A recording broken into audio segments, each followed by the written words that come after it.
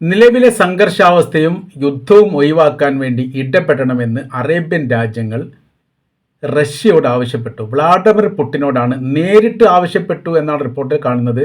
അത് റഷ്യയിൽ പോയിട്ടാണോ അതല്ലാത്ത രീതിയിൽ മറ്റ് ഓൺലൈൻ മാർഗ്ഗങ്ങൾ ഉപയോഗിച്ചിട്ടാണോ എന്ന് അറിയാൻ വേണ്ടി സാധിക്കുന്നില്ല. ഇപ്പോഴത്തെ അവസ്ഥാ സാഹചര്യങ്ങൾ സങ്കീർണമാണെന്നും തങ്ങളുടെ സാമ്പത്തിക മേഖലയെ സാരമായിട്ട് അത് ബാധിച്ചിട്ടുണ്ട്, സുരക്ഷയുമായിട്ട് ബന്ധപ്പെട്ട കാര്യത്തിൽ വലിയ രീതിയിലുള്ള ആശങ്കയുണ്ട്. ടൂറിസം മേഖലയൊക്കെ, പ്രത്യേകിച്ച് ദുബായ് പോലെയുള്ള രാജ്യങ്ങളിലേക്ക് ടൂറിസം മേഖലയൊക്കെ ആകപ്പാട് പൂട്ടിയിരിക്കുന്ന സ്ഥിതിയാണ്. അപ്പോൾ വലിയ സാമ്പത്തികം ഷോർട്ടേജ് വരുന്നുണ്ട്, അതിജീവിക്കാൻ പറ്റാത്തൊരു വിഷയമുണ്ട്. മാത്രവുമല്ല, ഇവിടെ വിലപിടിപ്പുള്ള വലിയ ബിൽഡിങ്ങും കാര്യങ്ങളൊക്കെ ഉണ്ട്. ഇനിയൊരു ആക്രമണം ഉണ്ടാവുകയാണെങ്കിൽ അത്തരം ബിൽഡിങ്ങിനൊക്കെ ബാധിക്കുന്ന സമയത്ത് അതിൻ്റേതായിരിക്കുന്ന പ്രയാസങ്ങളുണ്ട്. അതിൽ നിങ്ങൾ ഇടപെടണം എന്നുള്ളതാണ് പുടിനോട് ഇപ്പോൾ ആവശ്യപ്പെട്ടിരിക്കുന്നത്. ഈ അറേബ്യൻ രാജ്യങ്ങളും റഷ്യയും തമ്മിൽ അങ്ങനെ വലിയ രീതിയിലുള്ള ബന്ധങ്ങളൊന്നുമില്ല. നയതന്ത്ര ബന്ധത്തിനപ്പുറം സൗഹൃദ ബന്ധങ്ങൾ കാത്തു സൂക്ഷിക്കുന്ന രാജ്യങ്ങളാണ്. ഒരു പ്രത്യയശാസ്ത്ര വിരുദ്ധത ഈ കമ്മ്യൂണിസവുമായിട്ട് ബന്ധപ്പെട്ട് ഈ മുസ്ലിം രാജ്യങ്ങൾക്ക് മുൻപേ ഉണ്ട്. അതങ്ങനെ നിലനിന്ന് പോകുന്നത് കൊണ്ടും മാത്രമല്ല, വലിയ സുരക്ഷാ സംവിധാനം, വലിയ കരാർ വ്യവസ്ഥകളൊക്കെ അമേരിക്കയുമായിട്ട് അറേബ്യൻ രാജ്യങ്ങൾക്കുണ്ട് എന്നതിനാലും ഇത്തരം വിഷയങ്ങളൊന്നും അങ്ങോട്ടും ഇങ്ങോട്ടും കൈകാര്യം ചെയ്യുന്ന ഒരു രീതികളൊന്നും. എന്നാൽ ഇപ്പോഴത്തെ അവസ്ഥ സാഹചര്യങ്ങളൊക്കെ മാറി. 100% അമേരിക്കയെ വിശ്വസിക്കാൻ പറ്റുന്നൊരു സ്ഥിതിയിലല്ല എന്നുള്ളൊരു ബോധ്യം അറേബ്യൻ രാജ്യങ്ങൾക്കുണ്ടായി. അപ്പോൾ നിലപാടിൽ നിന്ന് വലിയ മാറ്റങ്ങളുണ്ടായി. പ്രത്യേകിച്ച് ഇറാൻ എന്ന് പറഞ്ഞാൽ ലോക സൈനിക ശക്തിയുള്ള രാജ്യമാണ് എന്ന് തെളിയിക്കപ്പെട്ടു. 1967 അറബ്-ഇസ്രായേൽ യുദ്ധവുമായിട്ട് ബന്ധപ്പെട്ട് ഇസ്രായേലിന് എങ്ങനെയായിരുന്നു ലോകം അംഗീകാരം നൽകിയത്, അതിൻ്റെ 10 മടങ്ങ് അംഗീകാരം ഇപ്പോൾ ഇറാൻ കിട്ടിക്കൊണ്ടിരിക്കുന്നു. അന്ന് ഏകദേശം 6 രാജ്യങ്ങളോട് 4+2 പറയുന്നത് 4 രാജ്യങ്ങൾ നേരിട്ടും 2 രാജ്യങ്ങൾ അല്ലാതെയും മറ്റ് ചില അറേബ്യൻ രാജ്യങ്ങൾ, സൗദി അറേബ്യ അടക്കം 1967 അറബ്-ഇസ്രായേൽ യുദ്ധവുമായിട്ട് ബന്ധപ്പെട്ട് അറേബ്യൻ രാജ്യങ്ങൾ, അതായത് ഈജിപ്തിനെ സഹായിച്ച രാജ്യമാണ്. അതൊക്കെ പിന്നെ ലാസ്റ്റാണ് അതിൻ്റെ പേരുകളൊക്കെ പുറത്ത് വന്നത് എന്ന് ചുരുക്കും. അപ്പോൾ അത്രയും രാജ്യങ്ങളോട് ഒറ്റയ്ക്ക് യുദ്ധം ചെയ്ത് ജയിച്ച് അതിജീവിച്ച ഒരു രാജ്യത്തിൻ്റെ പേരാണ് ഇസ്രായേൽ എന്ന് പറയുന്നത്. അതുകൊണ്ട് ലോകത്തിന് മുമ്പ് വലിയ അംഗീകാരം, സ്വീകാര്യതയും അന്നത്തെ കാലത്ത് ഈ ഇസ്രായേൽ ഉണ്ടായിട്ടുണ്ട്. പിന്നീട് അത് നിലനിർത്താൻ വലിയ ശ്രമങ്ങൾ നടത്തി. അതിനുശേഷം 67 ശേഷം ഒരുപാട് യുദ്ധങ്ങളും ഒരുപാട് വിഷയങ്ങളും ഒരുപാട് വെടിവെപ്പുകളും ഒരുപാട് മരണങ്ങളും നടന്നു. യഥാർത്ഥത്തിൽ ഫലസ്തീൻ്റെ ഖബർസ്ഥാനുകളൊക്കെ നോക്കത്താ ദൂരത്തോളം പരന്നു കിടക്കുകയാണ്. നമുക്കൊരു നോക്കിയാൽ അവസാനിക്കില്ല, അത്രയ്ക്ക് ഇങ്ങനെ നിത്യേന എന്നോണം മരണം നടക്കുന്ന ഒരു പ്രദേശത്തിൻ്റെ ഭാഗമായി ഫലസ്തീൻ മാറി. സത്യത്തിൽ അവർ നിരപരാധികളാണ്, അവരൊന്നും ചെയ്തിട്ടില്ല. ഫലസ്തീൻ എന്ന രാജ്യത്തിൻ്റെ മേലെയാണ് യഥാർത്ഥത്തിൽ ഇസ്രായേൽ എന്ന് പറയുന്ന രാജ്യത്തെ ഇസ്രായേൽ തന്നെ സൃഷ്ടിച്ചത്. അതായത് വേറെ രാജ്യങ്ങൾ കൊടുത്തൊന്ന് വേറെ ഒരു രാഷ്ട്രത്തിൽ നിന്ന് സ്വതന്ത്രമായതൊന്നുമല്ല, അവർ തന്നെ പ്രഖ്യാപിക്കുകയാണ് ചെയ്തത്. ഇതാണ് അതിൻ്റെ റൂട്ട് മാപ്പ് പറയുന്ന സമയത്ത്. അപ്പോൾ പിന്നീട് ഇപ്പോൾ 2021 ഒക്ടോബർ 7 ഹമാസ് ഇസ്രായേൽ കയറിയുള്ള ആക്രമണത്തോടനുബന്ധിച്ച് റൂട്ടൊക്കെ മാറി, താളം തെറ്റി, ചരിത്രം മാറ്റി എഴുതുകയും മാറ്റി പഠിക്കുകയും മാറ്റി മനസ്സിലാക്കുകയും ചെയ്തു. ആൻ്റണിയോ ഗുട്ടറസ് പറഞ്ഞിരിക്കുന്ന UN സെക്രട്ടറി ജനറൽ പറഞ്ഞിരിക്കുന്ന വളരെ പ്രസിദ്ധമായിരിക്കുന്ന ഒരു വാചകമുണ്ട്: ശൂന്യതയിൽ നിന്നല്ല ഈ യുദ്ധമുണ്ടായത്. അത് ഹമാസിനെ ന്യായീകരിച്ചിട്ടാണ് പറഞ്ഞത്. ഇതിനൊരു പതിറ്റാണ്ടിൻ്റെ പഴക്കമുള്ള, അല്ലെങ്കിൽ ചരിത്രപരമായിരിക്കുന്ന പഴക്കമുള്ള ഒരു യുദ്ധത്തിൻ്റെ തുടർച്ചയാണ്. അതുകൊണ്ട് ഇവിടെ നിന്ന് അങ്ങോട്ട് 2021 ഒക്ടോബർ 7 ശേഷം പലസ്തീനെക്കുറിച്ച് പഠിച്ചാൽ ഒന്നും മനസ്സിലാവില്ല.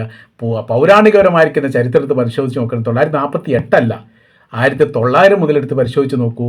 നിങ്ങൾക്ക് ഇസ്രായേൽ എന്ന് പറയുന്ന രാജ്യത്തെ കാണാൻ വേണ്ടി സാധിക്കില്ല, അവിടുത്തെ ജനങ്ങളെ സാധിക്കില്ല. ലോകത്തിൻ്റെ ഭാഗത്ത് ചെതറിക്കിടക്കുന്ന ഒരു വിഭാഗമാണ് യേശുക്രിസ്തുവിൻ്റെ കാലത്തിന് ശേഷം. അത് കൂടുതൽ ജർമ്മനിയിലാണ്. അങ്ങനെ ചെതറിപ്പോകുന്നു. യൂറോപ്യൻ രാജ്യങ്ങളിൽ നിന്നെല്ലാം അടിച്ചോടിക്കപ്പെട്ട ഒരു വിഭാഗമായിരുന്നു ജൂത വിഭാഗം. ഏറ്റവും കൂടുതൽ അവർക്ക് പീഡനം അനുഭവിച്ചത് ക്രിസ്തീയ വിശ്വാസികളുടെ കയ്യിൽ നിന്നാണ്. കാരണം യേശുക്രിസ്തുവിനെ ഒറ്റ കൊടുത്ത് ജൂതന്മാരെന്നുള്ളതാണല്ലോ വിശ്വാസം. അപ്പോൾ തങ്ങളുടെ ദൈവപുത്രനെ ഒറ്റ കൊടുത്തവർക്ക് അഭയം നൽകുക എന്ന് പറഞ്ഞാൽ അവരെ സംബന്ധിച്ചിടത്തോളം വൈകാരികപരമായിരിക്കുന്ന ഒരു തലമുണ്ട്. അതുകൊണ്ട് ഓടിക്കപ്പെട്ടു. സ്ത്രീയാണോ പുരുഷനാണോ എന്ന് മനസ്സിലാകാത്ത രീതിയിലാണ് 46, 45 കാലഘട്ടത്തിലെല്ലാം ഫലസ്തീൻ്റെ മേഖലയിലേക്ക് അവരെത്തപ്പെട്ടത് എന്നുള്ളതാണ്. അപ്പോൾ ശരീരത്തിൻ്റെ അവസ്ഥാസ്ഥിതികൾ നമുക്ക് ഊഹിക്കാവുന്നതേ ഉള്ളൂ. പട്ടിണി കടന്ന് ഇരുന്നും കിടന്നും ഒയന്നും ഒക്കെയാണ് യഥാർത്ഥത്തിൽ ഇവിടെ എത്തി. അവരാണ് ഭക്ഷണം കൊടുത്തത്, വസ്ത്രം കൊടുത്തത്, ഈ ജോലി കൊടുത്തത്, താമസം കൊടുത്തത്, ജീവിതോപാധിക്കുള്ള സംവിധാന കാര്യങ്ങളൊക്കെ ചെയ്തു കൊടുത്ത ഫലസ്തീൻ്റെ നേരെയാണ് ഇപ്പോൾ അവർ കാഞ്ചി വലിച്ചു കൊണ്ടിരിക്കുന്നത് എന്നുള്ളത് ഒരു ചരിത്രമാണ്. നമ്മൾ പറഞ്ഞു വരുന്ന കാര്യം ഇങ്ങനെയാണ്. ഇപ്പോൾ അറേബ്യൻ രാജ്യങ്ങൾ റഷ്യയോട് പറഞ്ഞിരിക്കുന്ന കാര്യം, ഈ യുദ്ധം ഒഴിവാക്കാൻ വേണ്ടി നേരിട്ട് ഇടപെടണം. നിങ്ങൾ ഇറാനുമായിട്ടും അതേപോലെ തന്നെ അമേരിക്കയുമായിട്ട് സംസാരിക്കണം. അവർക്കൊക്കെ പരിമിതികളുണ്ട്. പരമാവധി സൗദി അറേബ്യയും ഖത്തറും ഒമാനും ബഹ്റൈനും UAE അടക്കമുള്ള രാജ്യങ്ങൾ ഈ അമേരിക്കയോട് യുദ്ധം ഒഴിവാക്കാൻ വേണ്ടിയിട്ട് പല ഘട്ടങ്ങളിലായി സംസാരിച്ചിട്ടുണ്ട്. പ്രാധാന്യമുള്ള റിപ്പോർട്ടായിട്ട് അത് മാറിയിട്ടില്ല. കാര്യം എന്ന് പറഞ്ഞാൽ അവർ യുദ്ധത്തിൻ്റെ പക്ഷമാണ്. അമേരിക്കക്കെതിരെ നിൽക്കാൻ വേണ്ടി സാധിക്കില്ല, അമേരിക്ക അനുകൂലമായിട്ട് നിൽക്കാൻ വേണ്ടി സാധിക്കില്ല.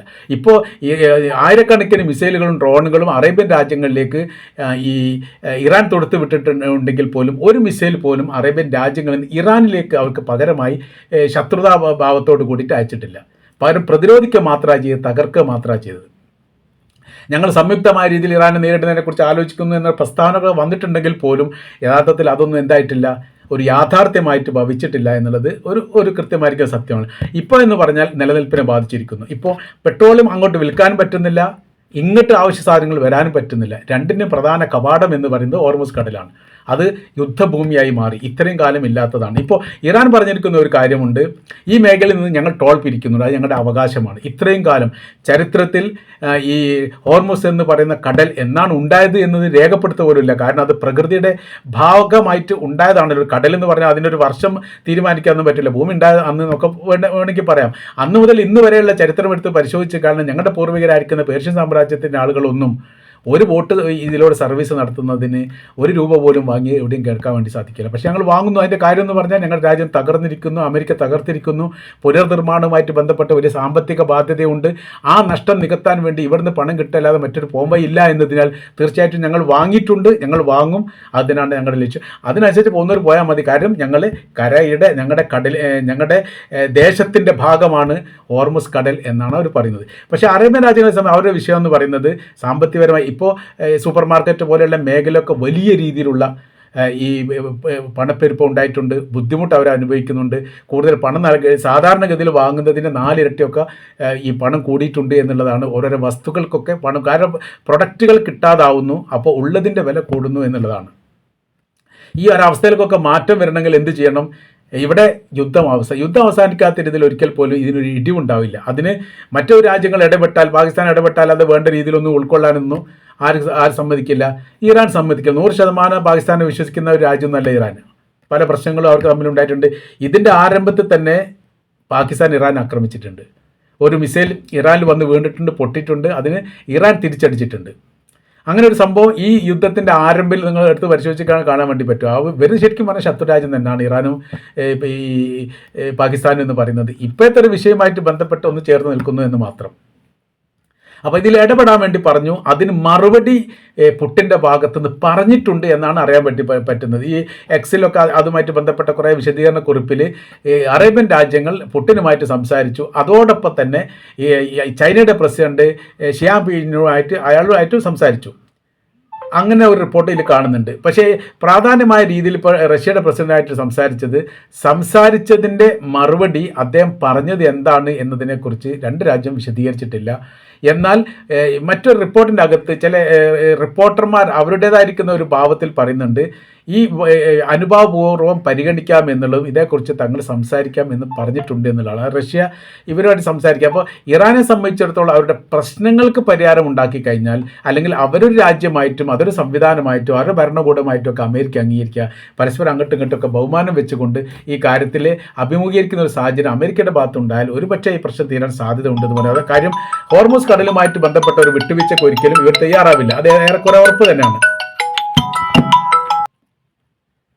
അപ്പോൾ ഹോർമുസ് കടലുമായി ബന്ധപ്പെട്ടും അവരുടെ ആണവായുധവുമായി ബന്ധപ്പെട്ട കാര്യത്തിനൊന്നും യാതൊരു വിട്ടുവീഴ്ച ഉണ്ടാവില്ല. അത് രാജ്യത്തിൻ്റെ നിലനിൽപ്പുമായി ബന്ധപ്പെട്ട വിഷയമാണ് എന്ന് ആവർത്തിച്ചുകൊണ്ട് ഇറാൻ്റെ പ്രസിഡന്റും വിദേശകാര്യമന്ത്രി പറയുന്നുണ്ട്. അത് അംഗീകരിക്കപ്പെടുന്ന സ്ഥിതി വന്നാൽ, അഥവാ ഹോർമുസ് കടലിലൂടെ കപ്പൽ കടന്നു പോകുന്ന സമയത്ത് ടാക്സ് വാങ്ങാനുള്ള ഒരു അനുമതി ഈ ഭാഗത്തുനിന്ന്, അതായത് അമേരിക്കയുടെ ഭാഗത്തുനിന്ന്, അല്ലെങ്കിൽ കരാർ വ്യവസ്ഥ ഉണ്ടാക്കുന്നവരുടെ ഭാഗത്തുനിന്ന് ഉണ്ടാവണം. പിന്നീട് തങ്ങളുടെ കൈവശത്തിൽ സമാധാന ആവശ്യത്തിന് വേണ്ടി ആണവായുധവുമായി ബന്ധപ്പെട്ട സാമഗ്രികൾ തങ്ങളുടെ രാജ്യത്ത് തന്നെ സൂക്ഷിക്കുകയും അതിൻ്റെ കാഠിന്യം കുറക്കുന്നതുമായിട്ട് ബന്ധപ്പെട്ട് മാന്യമായ രീതിയിൽ ഇടപെടൽ നടത്താൻ വേണ്ടി തയ്യാറാണ് എന്ന് പറഞ്ഞാൽ അത് അമേരിക്ക അംഗീകരിക്കണം. ഇതാണ് ഏറ്റവും പ്രധാനമായിരിക്കുന്ന വിഷയമായിട്ട് പറയുന്നത്. പിന്നീട് സാമ്പത്തിക നഷ്ടവുമായിട്ട് ബന്ധപ്പെട്ട യുദ്ധം ഞങ്ങൾ ചെയ്തിട്ടില്ല, നിങ്ങളാണ് യുദ്ധം ചെയ്തത്, അതിന് സാമ്പത്തിക നഷ്ടവുമായിട്ട് ബന്ധപ്പെട്ട കാര്യത്തിന് തീരുമാനം ഉണ്ടാക്കണം. ഇങ്ങനെ ഒരു പിന്നെ അതോടൊപ്പം തന്നെ മിസൈൽ നിർമ്മാണവുമായിട്ട് ബന്ധപ്പെട്ട് പറയുന്നുണ്ട്. എല്ലാ രാജ്യവും അവരുടെ രാജ്യവുമായിട്ട് ബന്ധപ്പെട്ട കാര്യത്തിൻ്റെ സുരക്ഷയ്ക്ക് വേണ്ടിയിട്ട് ആയുധങ്ങൾ നിർമ്മിക്കുക സ്വാഭാവികമാണ്. ഞങ്ങളുടെ വിഷയത്തിൽ മാത്രം നിങ്ങൾ ഇടപെടുന്നത് ശരിയല്ല. അങ്ങനെ പ്രധാനപ്പെട്ട ചില 4-5 കാര്യങ്ങളിൽ ഉപാധി വെച്ചുകൊണ്ട് അത് അംഗീകരിക്കുന്ന സ്ഥിതി ഉണ്ടായാൽ യുദ്ധം അവസാനിക്കുന്നതേ ഉള്ളൂ. പക്ഷേ അമേരിക്കയെ സംബന്ധിച്ചിടത്തോളം അമേരിക്ക സംസാരിക്കുന്ന ഇസ്രായേലിന് വേണ്ടിയിട്ടാണ്. അതുകൊണ്ട് ഈ വിഷയത്തിൽ അവസാനം ഉണ്ടാകുമോ എന്ന കാര്യം ഇപ്പോഴും മധ്യസ്ഥർക്കിടയിൽ തന്നെ വലിയ രീതിയിലുള്ള അഭിപ്രായ ഭിന്നതയായിട്ട് നിലനിൽക്കുകയാണ്.